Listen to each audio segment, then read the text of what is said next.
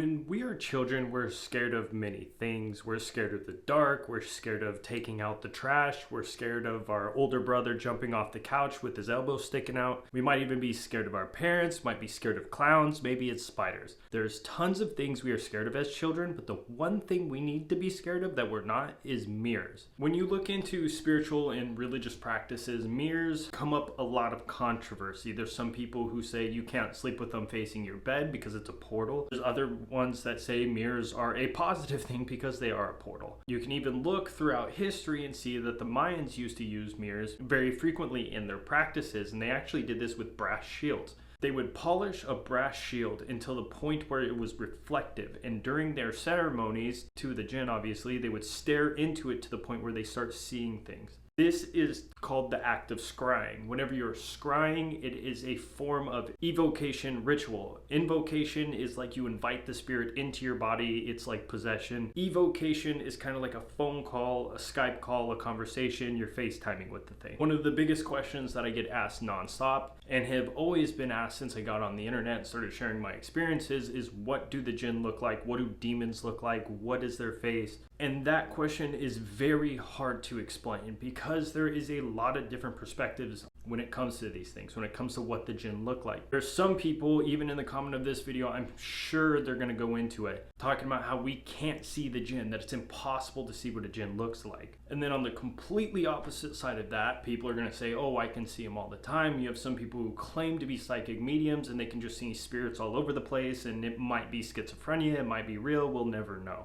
But a lot of people are very curious about this subject, and I kind of want to address it so people don't go chasing down the rabbit hole like I did. You don't need to actually see one to understand what they look like. And hopefully I can clarify a couple of the misconceptions involving what demons and what Jinn actually look like. Now, the first big one, can we see them, yes or no? And the answer is sometimes. It's like, yes, we can, but it's unlikely. That's why I've said in my previous video that if somebody's claiming to see Jinn, I would take it with a grain of salt. I'd be very hesitant on this person. Because even very experienced occultists, very experienced practitioners that have spent their entire life studying the occult have issues seeing them. There is certain things that have to be in place for this to happen, to be able to physically see them with our own eyes. It's not something that's easily done. And a lot of the time, they don't even want to show themselves to humans. They don't even care what's the point. If something has enough energy and enough strength to be able to reveal themselves to a human, why do they do that? Why would they even want to do that? What would they have to gain? Now, for the people that are going to claim it's completely impossible to see them, that's just not true. If it was impossible to see the Jinn, how come we know they are shapeshifters? There is text, there is very, very strong evidence to show that they are shapeshifters. It is talked about in multiple Islamic texts. So if they are shapeshifters, they're capable of shape shifting. That means we can see them. We can see their shape shift.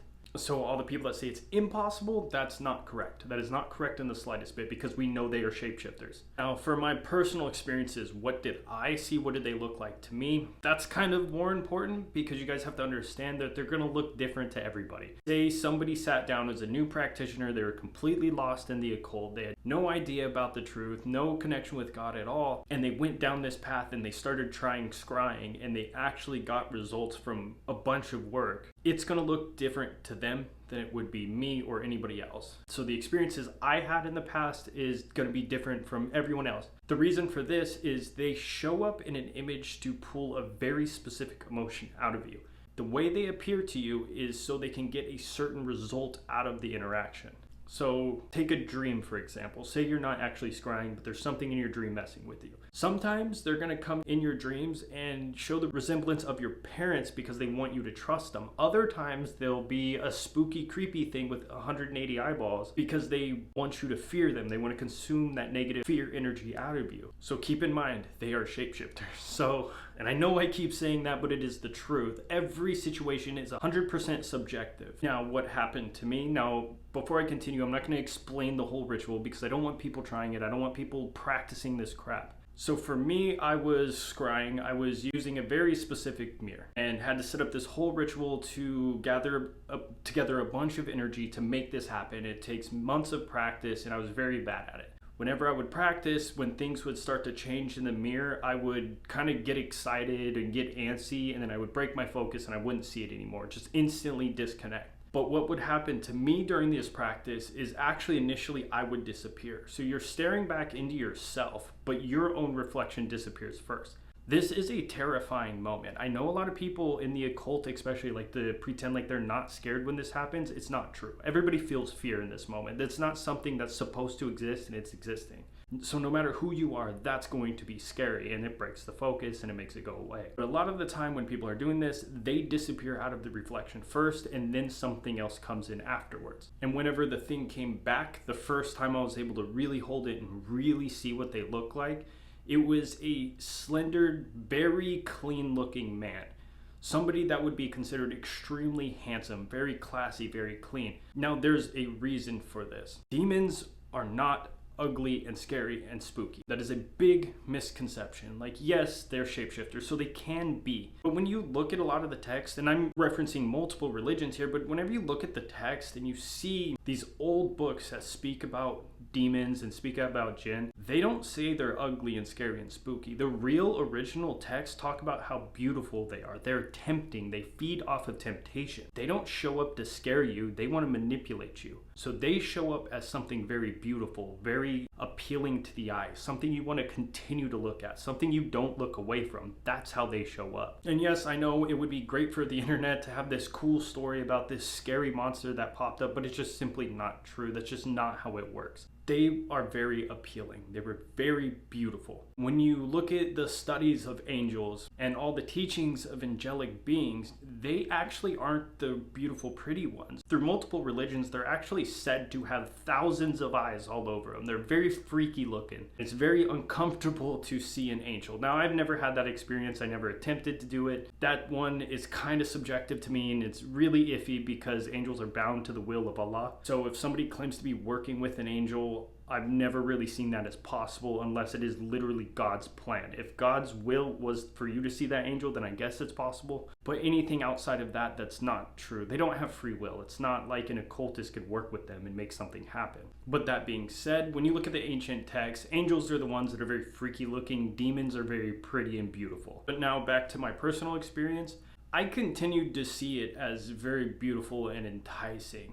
Now this is also because they knew that if they came at me in a threatening manner, I would attack back and I would step away from them. I wouldn't speak to them again if it was threatening. If something came at me and I had any feeling that it was trying to harm me, I wouldn't have worked with it in a single time. There would be no moment where I'd ever speak to that thing again, and it wanted to continue to trick me and to consume that energy from me, so it didn't come to me in that manner. So every single time I had these experiences through scrying, it was very beautiful. It was very enticing. It wasn't intimidating in the slightest bit. That being said, although it was an intimidating image, it was still intimidating the fact that this was happening, that the fact that this exists and I was able to have this moment happen, it still freaks you out a bit. It still shakes you up. Just because it doesn't look all spooky and scary doesn't mean you don't feel scared. But I just wanted to clear that up and get this out of everyone's system, because I don't really like the topic so much about how they look, because it's super subjective for one, and two, I think that's a bad place for thinking. I really would hope that people would put their more energy